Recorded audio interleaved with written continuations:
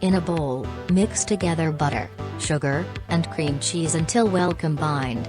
Make a well in the center and add ground cardamom, vanilla extract, and salt. Mix again until smooth. Gradually add the pastry flour and mix until just combined. Be careful not to overmix. Shape the dough into a uniform log and wrap it in parchment paper. Chill in the refrigerator for 1 hour to firm up. Once chilled, preheat the oven to 180 degrees Celsius. Beat the egg white until frothy. Brush it over the chilled dough log to prevent cracking. Roll the log in chopped pistachios, pressing lightly to adhere. Slice the dough log into desired thickness and place the slices on a baking sheet lined with parchment paper. Bake in the preheated oven for 15 to 20 minutes or until golden brown. Allow the pastries to cool completely on the baking sheet before transferring them to a serving plate.